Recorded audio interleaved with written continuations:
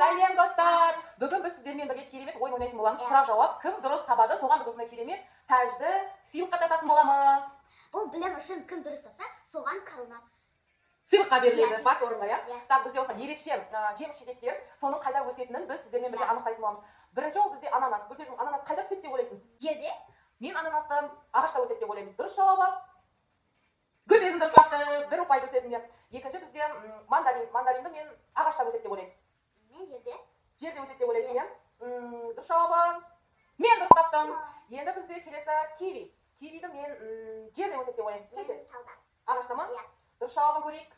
Гүлсезім жеңді. Қанша ұпай екенін видео соңында біз тексеретін боламыз. Иә. Содан кейін бізде дракон фрукт деген бар. Оны мен ағашта өседі деп ойлаймын. Сен ше? Мен жерде. Жерде. Дұрыс жауабын көрейік. Ағашта өседі екен, мен жеңдім. Келесі бізде құрма. Құрма мен жерде өседі деп ойлаймын. Сен ше? Тауда. Ағашта, иә? Дұрыс жауабы. Гүлсезімге тағы да бір ұпай.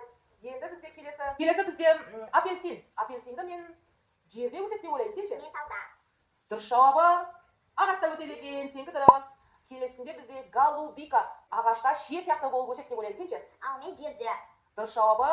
Жерде өседі екен. Келесі бізде авокадоны мен жерде өседі деп ойлаймын. Сен ше? Мен тауда. Дұрыс жауабы. Ағашта өседі екен, достар, біле жүріңіздер. Ең соңғысы бізде манго. Мангоны мен қауын секілді жерде өседі деп ойлаймын. Сен ше, Ал Гүлсезім? мен тауда. Дұрыс жауабы. Тауда өседі екен. Бұл ойында бізде Гүлсезім жеңді, достар. Марапаттаймыз.